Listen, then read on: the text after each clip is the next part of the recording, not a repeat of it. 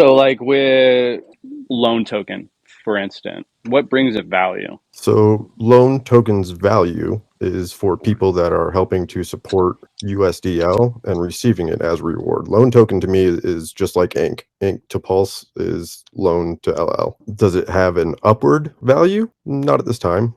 It's not used for anything, right? It's literally a payout. You know, a lot of people look at ink, and ink's one of my biggest holds. I love ink. It's got more liquidity than market cap, which means it's over collateralized, which is great.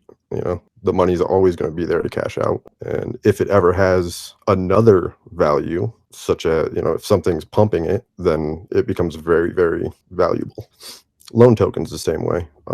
Loan token or ink in an LP, if you value ink or loan token, the chart might go down, but whatever other asset you pair it with that you're willing to, you know, give up per se for that, you're getting more loan or more ink. Yeah, 100%. Let's just say that you took a loan off your Pulse, and then from the USDL that you got, you're getting rewarded with the loan token. Essentially, that is basically free. And if you have a protocol that is helping out their protocol and providing liquidity, is that initially giving value to loan? Or is that decreasing? Is it just giving another realm for the arbitrage bots to go into the hallway and exit into a better ratio pair? But the one facet of that, right? The part where you said if you were to take a loan for it, and then, you know, either you stake your USDL or you do whatever, that's adding the take a loan for it part it makes it a little bit different, right? Like if you want to leverage trade your Pulse, then leverage trade your Pulse. You know, I personally don't leverage trade. I know it just wrecks me. I don't know how to control it. But you know, if you were to go market buy some loan right now, I wouldn't say that's a good buy. If you want to market buy, if you think loan is worthwhile, there's 5.5 trillion in supply. They're releasing 150 billion. There's, I don't know what, 400 or 500 billion or something in LP right now. So you got like a trillion floating around with 4.5 trillion out there. So you can expect loan to dump as the other 4.5 trillion come on board, right? But once all of those are in LP, you know, let's say you put a million with a million Pulse and a million loan in LP. Obviously that math doesn't work right now, but let's just say it did, and there was only 100 million in supply.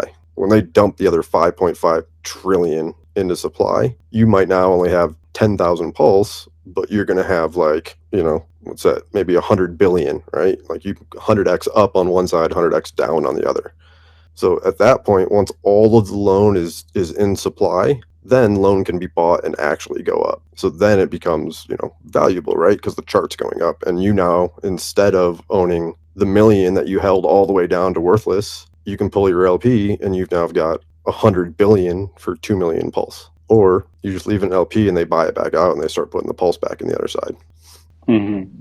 But at the same time, going down, you're just kind of like dollar cost averaging into both pairs. If essentially that metric actually goes up over time after the distribution of A little loan bit. token. I'll give you one secret of Pulsechain and LP before I got to run, because I actually do have to go here in a minute. But if you have an LP pool with 100 tokens and 100 tokens, right? Let's just say you were the first one to start the PulseX pool and you put 100 in on both sides, right? And then someone comes in and they sell a million Pulse and they get the 100 PulseX. And then someone else comes in and they sell a million PulseX and they take whatever the ratio works out to the Pulse side. Let's just say now you've got a 500,000 Pulse and 500,000 PulseX in that liquidity pool, right? So whoever started that with 100 and 100 now has 500,000 and 500,000. The key to Pulsechain, the key to all these PRC20 copies, the key to everything here, even the from ETH, right? If you're in the from ETH pools, when these tokens come into play, they were not in an LP before. Every token, every chart you've ever traded, someone puts X amount into LP, and that's what's there. There's usually just one LP as well, right? With multiple LPs, you can actually collect your price impact. But when you start with nothing and you just keep adding, LP wins. The most powerful pool in this entire chain is PulseX V1. Even in V1, where you do not collect fees, you are still making Pulse and PulseX. Mm-hmm. Are you talking about the V2? No, V1, man. You don't make the trading fees, but there's so much more to this than just trading fees in the LP. You're literally getting tokens minted out of thin air and given to you. Some of the people like on the chain that don't even like understand the whole concept behind providing liquidity and what it actually could transcend into your financial gain in the future as well.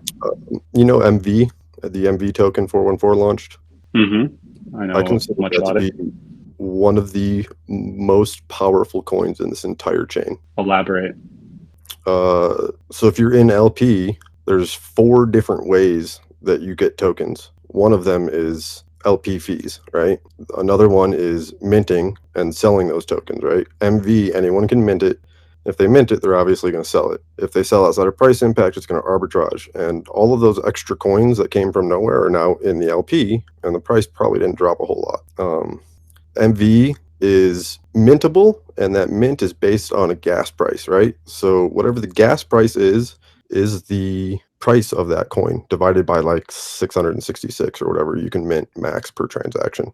But the mathematical equation there, MV is a stable coin, and it's stable to the price of gas. So gas being half a penny a transaction right now, that's the price. That's what an MV is worth. When gas is $1, MV is going to have 100x the price it is now, or 200x if we're at a half a penny. So literally all you have to do is wait for Pulse to get more transactions and the price of gas to go up, and MV goes up, and it's all in LP. If you just hold, right? So that's inflation when you mint things, right? So if you go buy 1,000,000 right now for $100 or $1, whatever the price is, if they mint 100 times the amount, you can now go buy 1,000,000 for 100x less than you would now, right? So like the more they mint and they bring over and put in LP, the more you make providing LP. And this goes with ETH from ETH, DAI from ETH, USDC from ETH, anything from ETH that bridges over is a mint, and it gets dumped into LP. They're literally, you can hold a bucket out and they're literally just giving you money. Mm. So like when it comes to like the protocols that had like sacrifices and all that and making a different kind of like what has actually been beneficial for Pulsechain of itself, is it the individuals that understand the blockchain technology coming in and understanding LP and all that kind of stuff, or is the big daddies of the sacks trying to bring economic value to Pulsechain? What is kind of like the whole consensus that is different between the two basically? Starting off with sacrifice, there's only a few coins that have actually done a proper sacrifice. If you put any of the sacrifice money to LP, all you've done is a pre-sale that you have mislabeled. As far as LP goes, everyone's scared of impermanent loss, and that's impermanent loss. It literally means not permanent. Like impermanent means not permanent, right? So it's this phrase that I feel they've thrown around for years to scare people from doing LP, but there's no LPs. Like every PRC20 has maybe 1% of its coins in it right now, right? In LP over here, other than like PDI and BTC, the big ones. But like all these little tiny ones, there's nothing there. So what I've done and what I've been doing is I go and start these LPs, and I'll literally take a penny and sit there and buy it and LP it and buy it out of my own LP and LP it and buy it out of my own LP, and just over and over, right? I've got some LPs that I literally have 100x leverage on, because that's a manual way of leveraging a position. So now I've got these coins that there's still only like one coin in the thing. I've made it worth 100x and LP'd it along the way. So now when other people come and dump their coins, I'm pretty sure that's impermanent gains. Like if there's only one coin and then a million other coins come in, if the price isn't down a million times, let's say the price is only down 20x. Well, that just means that I just got 200,000 tokens for free, worth way more than what I started with.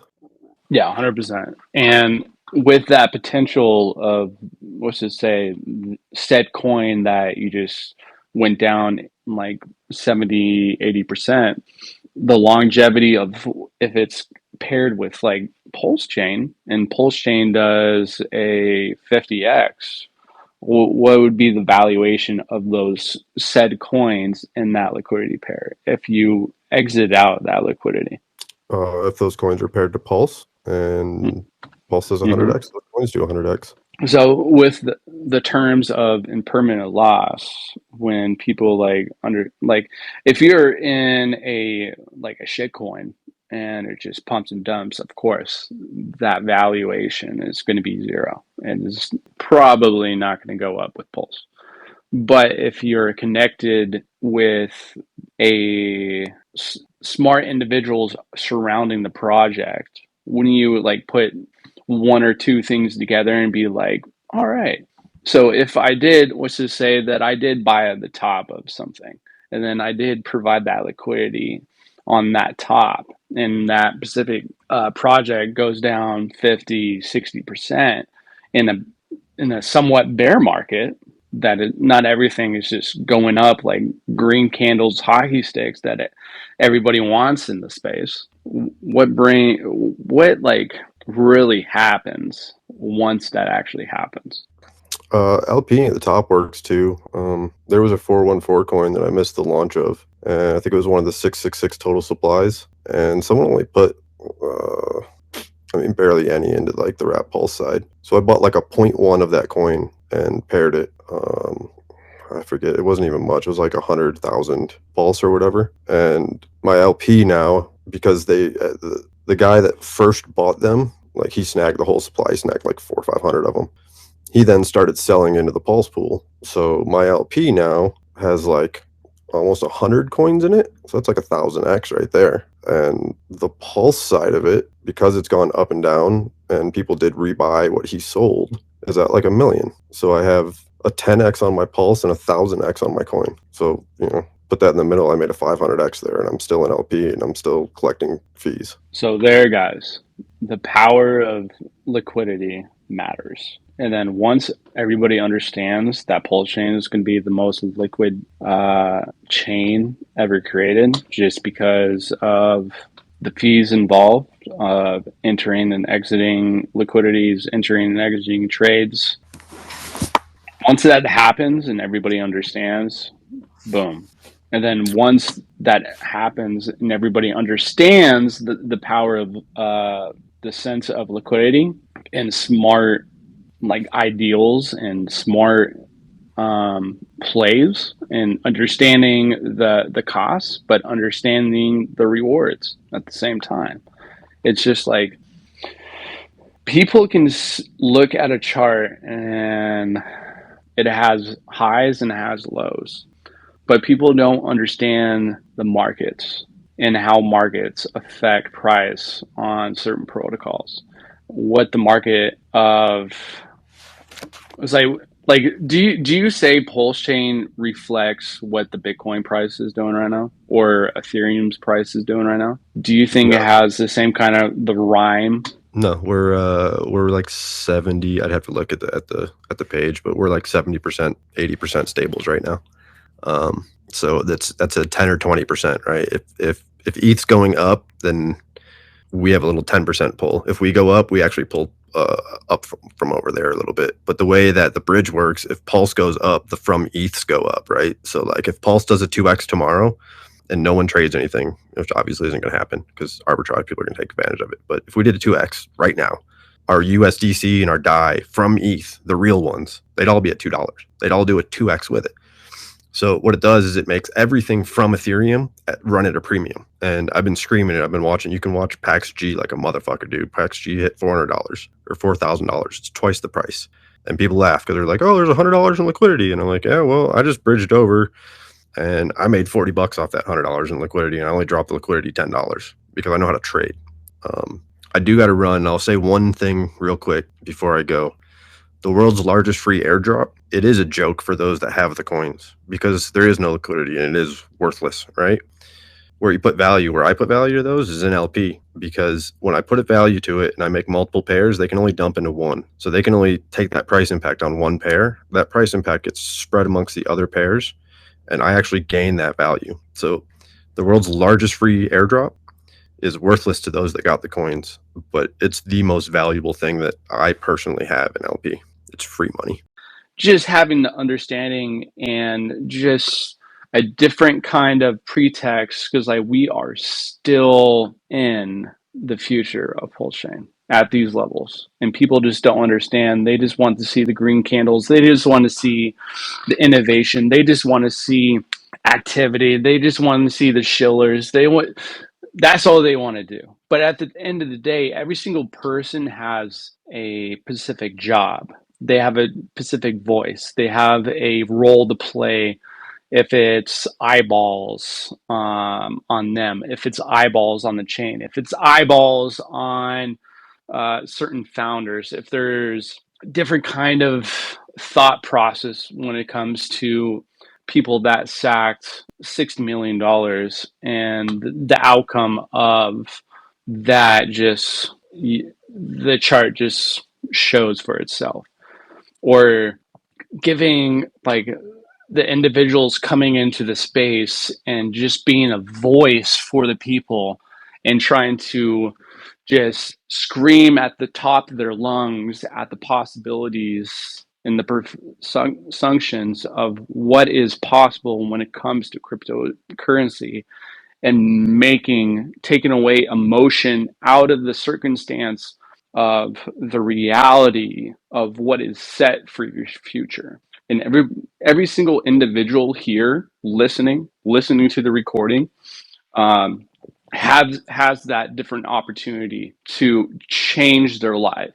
If you like it or not, you have the opportunity now. I'll say this for the record. Not, of course, I'm going to say it's not financial advice or anything, but you have the opportunity now to better yourself in the future if you play your cards right. If it's buying and holding, if it's buying and providing liquidity, or if it's borrowing something and then you stake that something, and then you just stake that something that rewards you something, which is free money. Or if you get rewarded that something and you can dispute or like use that as another mechanism for your protocol for liquidity, that just brings more value to your protocol or more value for that contract. It was like the only thing that brings value in crypto is once you pair it that liquidity. That is value. If anybody else tells you differently,